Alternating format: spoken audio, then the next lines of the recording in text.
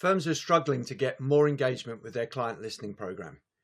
Doing a handful of key client interviews seems to be enough, and therefore getting partners to opt in more of their clients or to generate feedback across more points in the client journey is becoming really hard.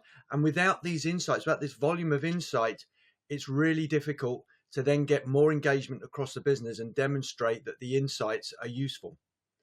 But the opposite is also true. If you don't have that engagement within the business, if people aren't prepared to put things forward, then you can't generate the data, you can't generate the insights. And so there's this horrible loop that's happening where the existing insights aren't driving change in the business and there isn't a growing engagement within the business, which means you can't get more data. As a result, the voice of the client is not a voice, it's just a whisper. So how do you break this cycle?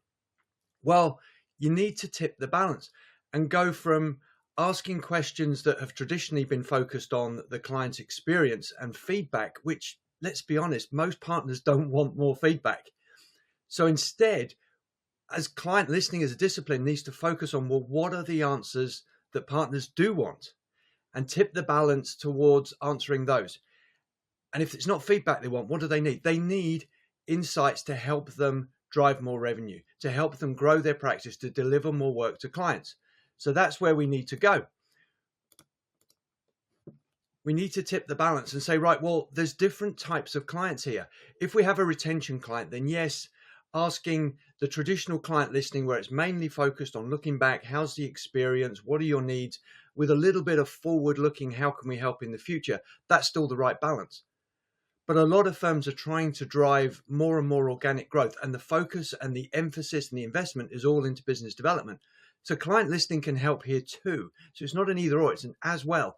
That for growth clients, there's an opportunity to tip the scales the other way and say, actually, most of the questioning can be around future opportunities and future needs and where the firm can deliver more work to the client. Now, of course, to do that, you've got to get permission to ask that question, which means you've got to start with checking back in, making sure everything's okay.